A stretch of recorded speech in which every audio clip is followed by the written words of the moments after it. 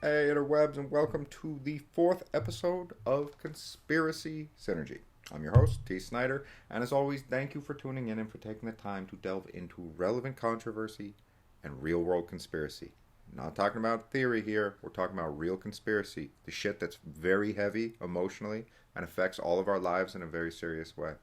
And it's difficult to describe that to people who don't want that described to them. It's basically a war right now. If you want to boil it all down, it's a war between people who are trying to get other people to understand something and the people who just don't want to understand that. So it's just like these two sides kind of like battling it out for whether or not humanity has something click in their brain before it's too late. So anyway, because everybody is so consumed by emotional dread and despair and everything being awful all the time, always, it's pretty difficult to be able to see the path through the bullshit to be able to get to the treasure at the end of the trail. The treasure at the end of the trail, spoilers, what is that? That is all of us collectively coming to realize that there's a very large sequence of conspiracies that have been set up to imprison the entire species for as long as we've been around, basically. What the hell am I talking about? Okay, so you know how throughout all of human history we've had the same story going on over and over and over and over again, which is basically just that you've got like very rich and powerful people of one denomination or another, and they try and use that power and wealth to tell everyone else what they can and can't do and like rule over them like they're masters, you know, like their royalty. That story, how it just keeps happening over and over again. And also, by the way, yeah, there's never been a point in the species history where there isn't like an active genocide going on or fomenting or building to a major global conflict of some variety. So we're kind of obsessed with the idea of controlling other people and telling them what they can or can't do. And then this country came around called America, and what America did was they said, fuck that, no, we have rights, we're individuals, stop being like that, people, stop trying to rule over and control one another. Fast forward, America's not doing so well right now. It's kind of the freedom thing. Yeah, it's not so much anymore. And that's a problem because when that happens, everything else gets worse exponentially moving forward into the future in a really, really bad way that we've seen over and over and over again, because that's the only story humanity keeps going through. The battle between people who want us to understand something because we need to understand it, and the people who just don't want to fucking understand because I just don't want to. No. This is just, yeah. So, in order to tip the scale in this epic battle of back and forth between not good and evil, but people who understand shit and people who don't understand shit yet, we, the interwebs, need to gamify revolution in order to help show the way to all those who are caught in the same damn rotation of the wheel that has been human history. The cycle of revolution, of tyrants, of freedom, of slavery, of good and evil and all that biblical shit. You know, you're living through it. That. We gotta get people to wake up so that we change how that whole thing happens. So how do we do that? Well, understanding history is a profoundly important part of it.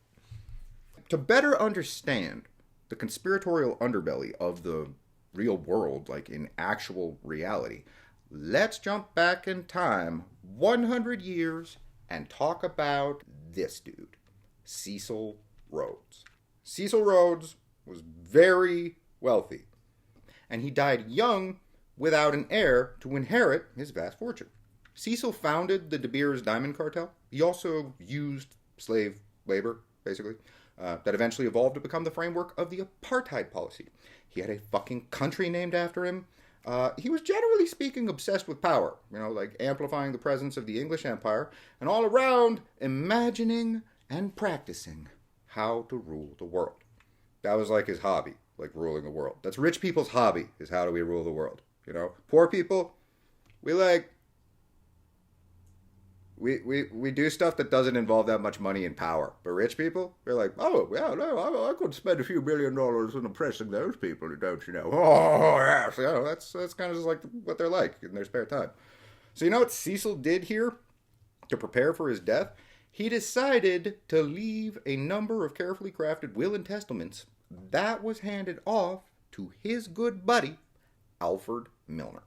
Like, imagine if Batman, not the actual Batman, but like more of a monstrous human bat hybrid who thrived on sucking people's blood, that kind of Batman. Imagine if that Batman died young and gave all of his stuff to Alfred. That's basically what happened 100 years ago with Rhodes and Milner. Only Milner didn't fly around whooping people's asses with all the stuff he got. Instead, he created a network of institutions that would steer public policy behind the scenes. And this model of secret society that Rhodes envisioned is very sneaky, and here's why. The blueprint for how to build this successful secret society, that is based off the Jesuit model and what Adam Weishaupt founded a century earlier in the Bavarian Illuminati. That was actually a real thing. Like, it was a real thing. It was. People think of the Illuminati like a fucking Taco Bell commercial, but no, it was like actually a real thing. And its structure was identical to the way in which the Jesuits had ordered their intelligentsia operations. Well, different people, different places, and yet the same model for keeping secrets hidden. Rings within rings within rings. Basically, the idea for how the whole thing works is that you have like an elite inner circle of super hardcore people who are completely devoted to a deeper cause, like while simultaneously having outer rings of people, who don't really understand what's actually going on and are sort of just doing their jobs, like by having these layers of understanding, giant pools of people who are just doing their jobs, not really understanding what the company is doing, and incrementally smaller, tiny elite rings where people are a part of a secret vampiric imperialist society manipulating the entire fucking world. Like from behind the scenes and stuff. Those are the different rings. So Rhodes and Milner had the idea to use their secret society, like Batcave idea thingy, to subvert the freedom of anyone that didn't want to be a part of the Commonwealth. They worked to expand the English way of life and tried to convince the rest of the world to join in too, so that all wars would finally come to an end once the world was unified under England. Now, fast forward about a decade, and the vampiric imperialist agenda thingy, it isn't quite so much about stopping wars anymore so much as it is about starting wars, namely the First World War. The Milner Group, successfully hidden behind the scenes, helped usher this into existence. A world war. The brutal murder and destruction of millions of people's lives and livelihoods.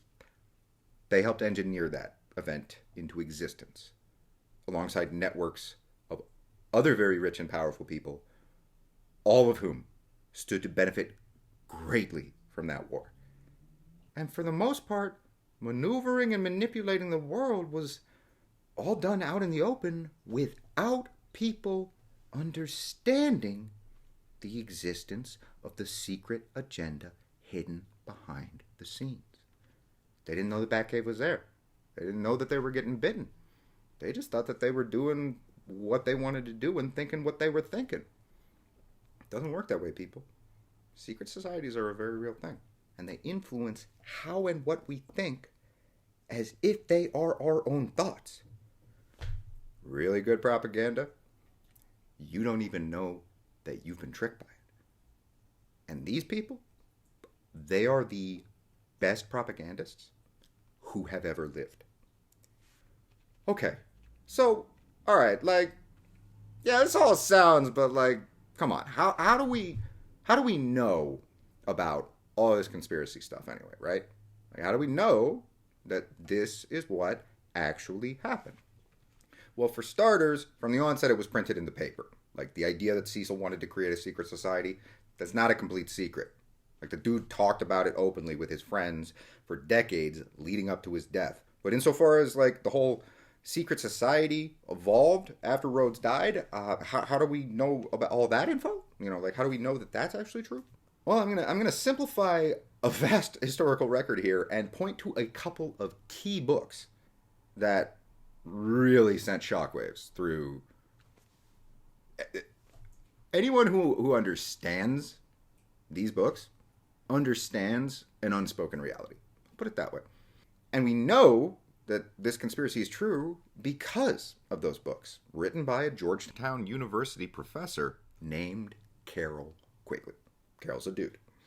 He was mentor to Bill Clinton, a very, very well-respected, top-of-his-game historian. And the famous books he wrote talking about this secret society out openly was called Tragedy and Hope. And also, another one that appeared at the end of his life, actually just after his death, was The Anglo-American Establishment. These two books are how we know a secret society was created successfully that was able to influence and steer world history for 100 years, continuing all the way up to this day. Like a different generation of people are still doing this same shit today. The power structure formed in the past, that flows right into the same institutions that continue to run the world right now. It's a continuity of history. And this is not speculation. This is actually how conspiracies and secret societies work behind the scenes, and they always have. You know, like in one form or another, they always have. So Quigley was deeply investigating this largely unknown history of how things had really happened that the public just didn't understand. You know, like this stuff was not being taught in schools or most universities. Quigley was given access to the records of the Council on Foreign Relations. What is the Council on Foreign Relations, you ask? Think of the CFR as an elite clubhouse up on the surface, you know, like one of many different elite clubhouses that, unlike the Hidden Bat Cave, other normal people are able to view and visit. Because of this, these elite superficial clubhouses up on the surface only allows a certain class of people to attend them. Those different clubs collectively came to comprise what was called the Round Table, a group of like seemingly independent organizations and publications that in actuality were controlled behind the scenes by the people in the Batcave.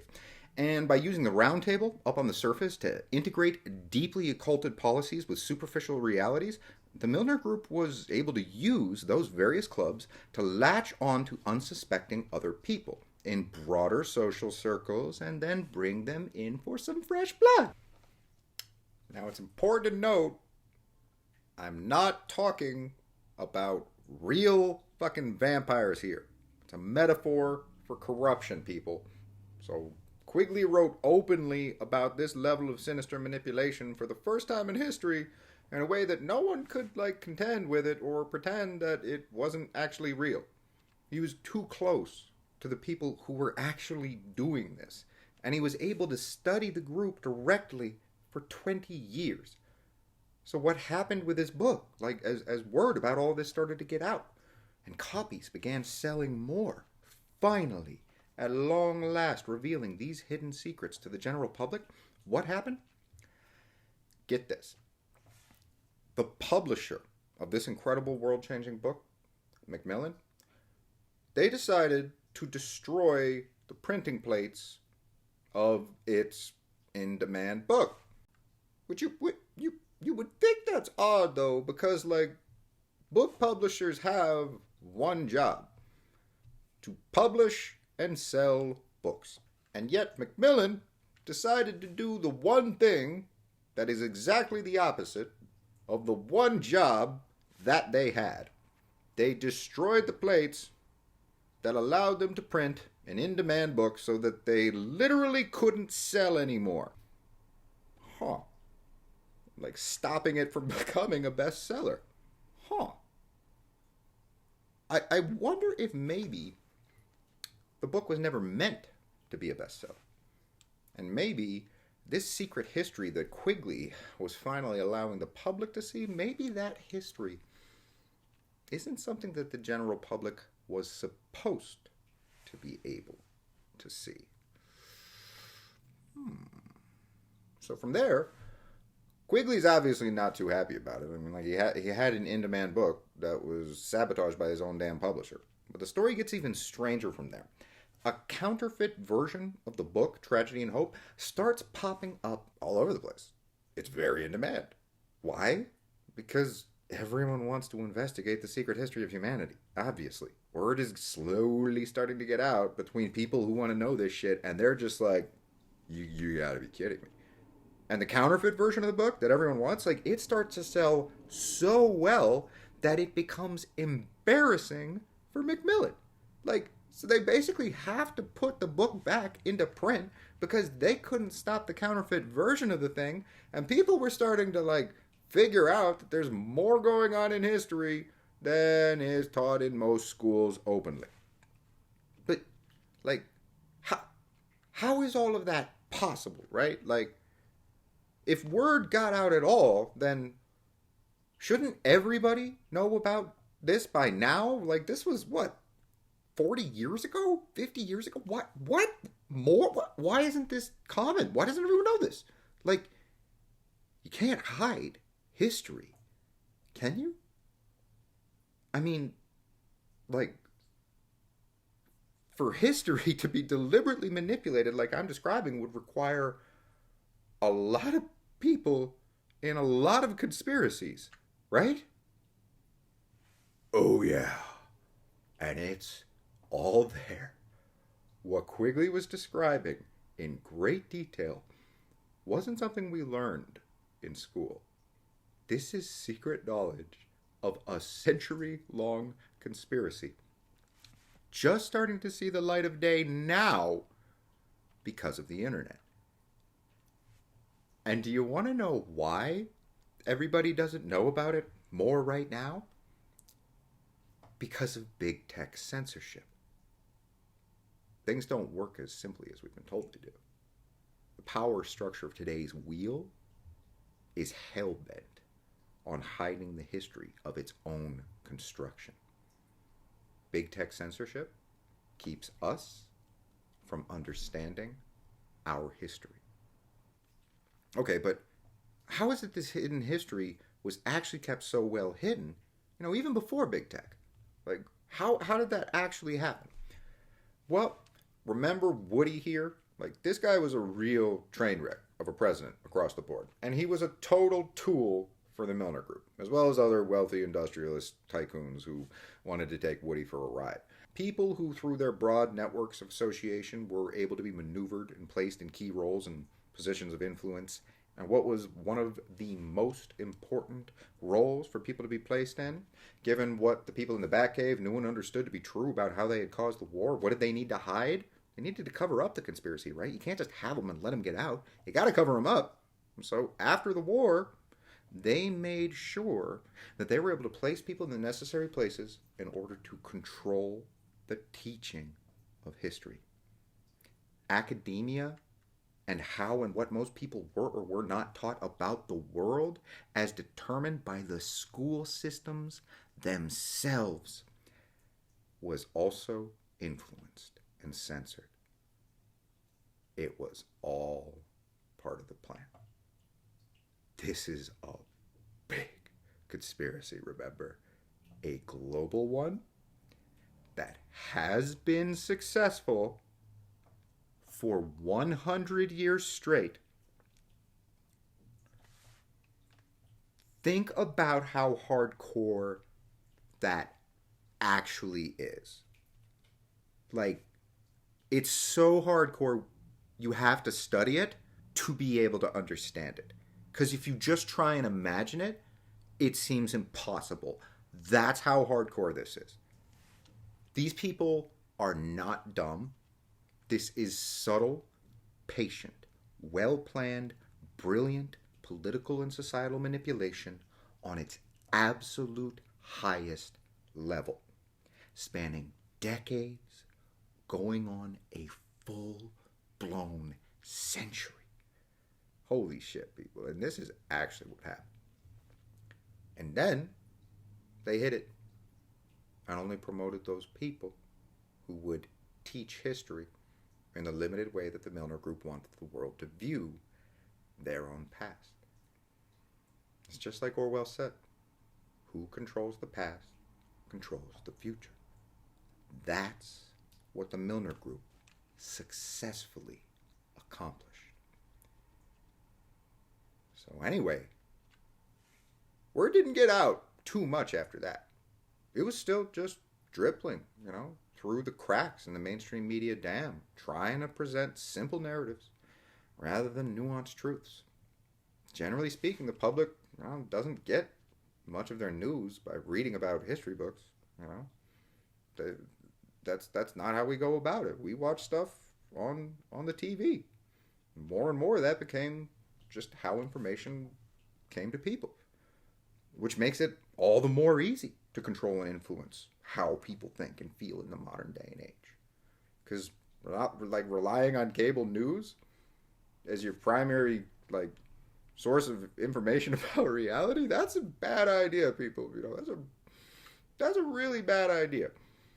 So, yeah, word of the very real secret society behind the scenes didn't get out too much in the general public.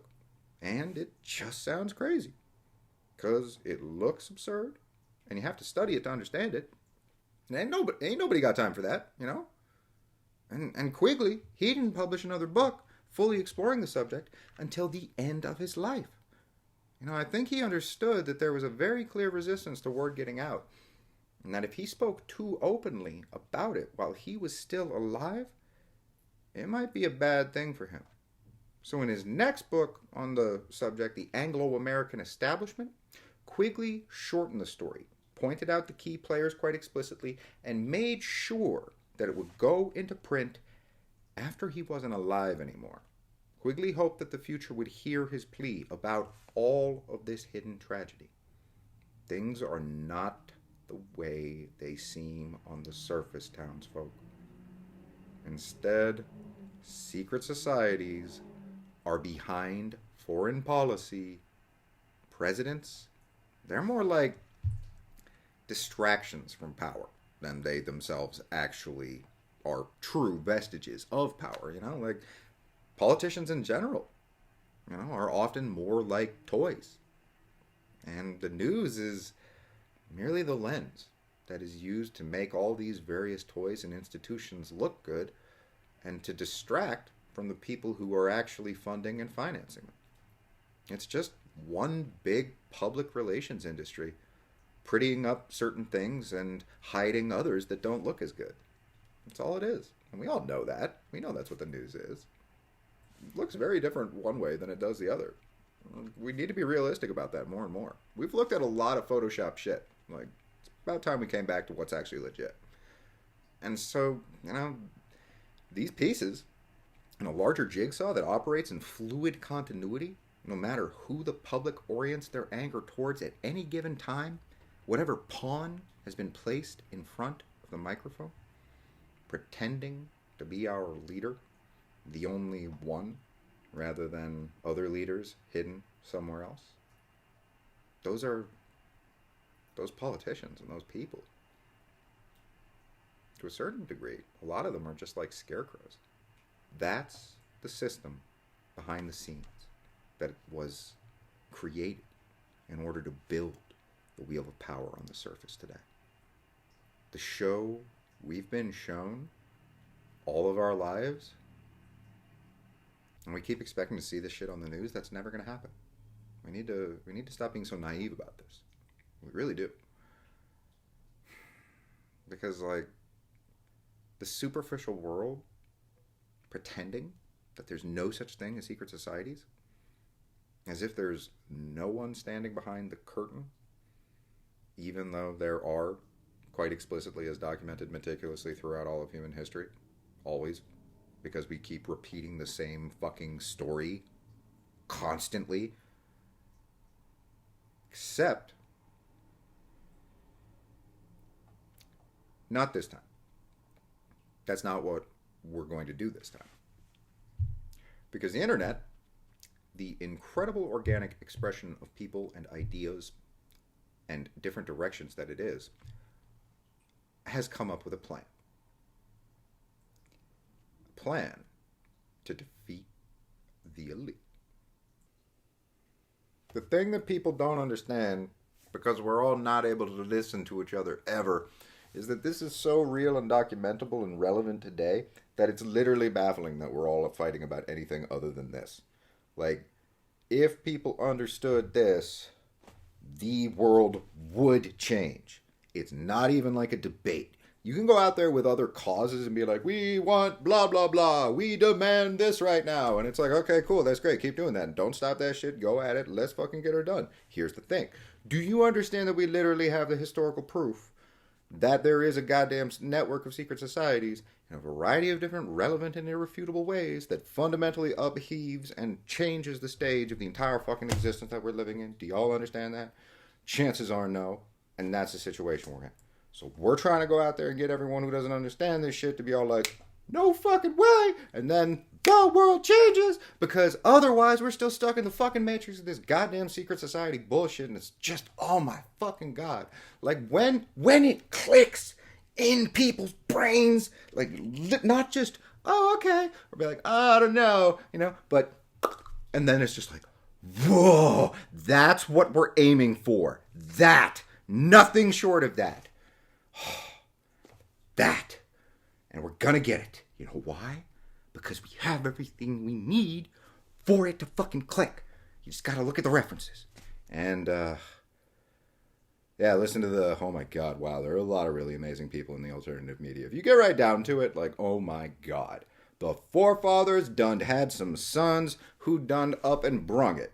And that's what's going on. So everything that everybody is currently doing right now that is contributing to the future that we're all collectively building is basically the best shit that can possibly be done. But network fucking news is censoring it, and big tech is fucking riding our dick, and it all collectively adds up to everybody turning into a prick, because we, the people living inside of the dome that these stupid fucking social engineer motherfuckers are poking us in, are turning a little bit fucking sourpuss, don't you find? None of us are really, like, withstanding this environment that well. At least I'm fucking not. People who are psychopaths, they're probably cool with it. Just out there, like, having a great fucking time, making a lot of money, not even giving a shit. I'm out here fucking suffering my ass off because everybody's fucking suffering their ass off, and I'm feeling that shit, God damn. So we gotta fix this, because I'm fucking tired, and probably you are too. So, to do that, we're gonna get it to click with everybody. That's the fucking... Okay. I don't need to yell at you. You feel it. We're all in the same place. I love you. I love you. I love you. We're going to do it. We're going to do it. We're going to get it done. Let's go. Okay? That's the situation we're in. And on the next episode, that's what we're going to do. I'm going to describe the internet's plan to save the world. That's what I'm going to do. We're going to save the world. You'll see. It sounds great. No, we're doing it. It's like we're gonna fall over a cliff a few times, but eventually we're gonna get there. You'll see what I mean. See you next time. You may have noticed that I lost a tooth.